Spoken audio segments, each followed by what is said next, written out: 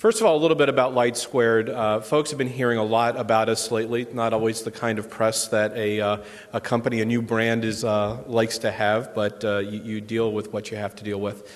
We're actually not a new company at all. We were originally formed in 1988 as the American Mobile Satellite Company.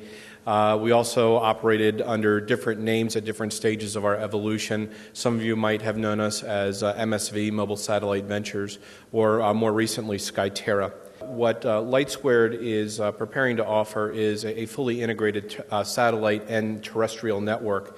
On the satellite side, you get the benefit of ubiquitous nationwide coverage. On the terrestrial side, you get the benefit of having a provider of 4G LTE services. This service will be provided on a wholesale basis, so you will not see a Lightsquared brand necessarily in the marketplace.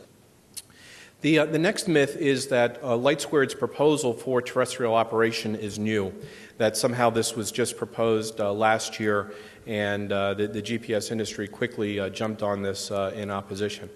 Actually, and I'm speaking to a pretty expert audience here, and I know some of you have probably been following this for quite some time, but the first proposal for terrestrial services over MSS spectrum was made in 2001.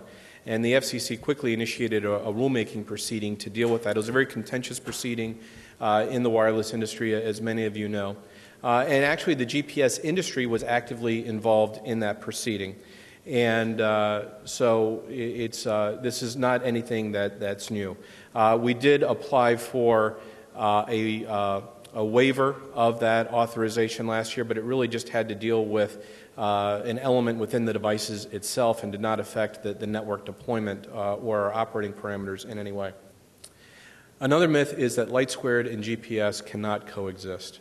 Again, Lightsquared and GPS can coexist. Lightsquared has proposed a mitigation plan that's actually quite costly to us, that really would take one channel of operation out of the equation. So really half of our downlink spectrum.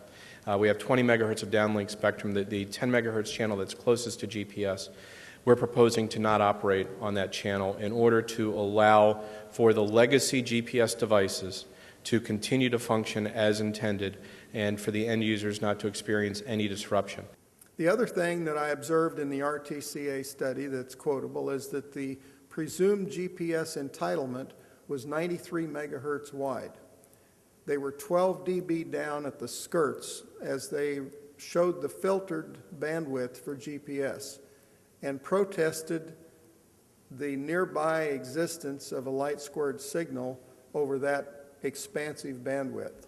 Remembering that the GPS transmission mask is 24 megahertz, that's a far cry from 93 megahertz, which is what the GPS coalition is effectively demanding as silent space.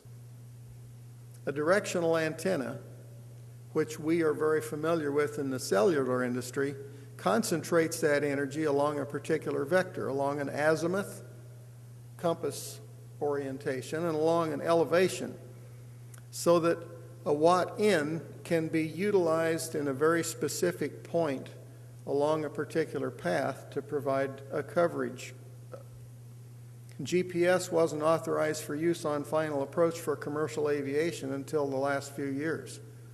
Lightsquared's rights to their spectrum predated that by decades.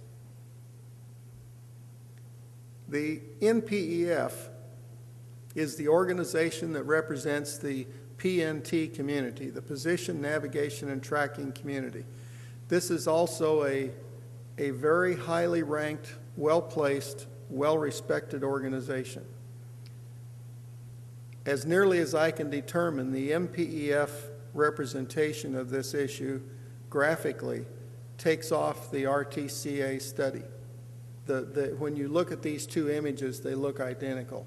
And the fact of the matter is that the strongest source of RF signal in the immediate vicinity of GPS receivers is the mobile satellite service handset when transmitting direct from Earth to satellite. The handset puts up more power if it reaches toward the satellite.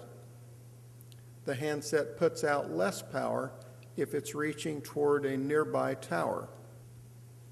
In 1984, the NTIA published an assessment of the 1530 to 1660 megahertz spectrum, keeping in mind that in the United States we have a bifurcation of authority over spectrum. We look in the commercial side to the FCC for our guidance for the jurisdiction and for regulation. But overarching the FCC's rather limited control of spectrum is the NTIA. The U.S. Department of Commerce decides who gets what spectrum when. In 1984, this was published, reaffirming the National Telecommunications and Information Administration, NTIA, authority and responsibility for managing radio spectrum. This is a pivotal time in our industry.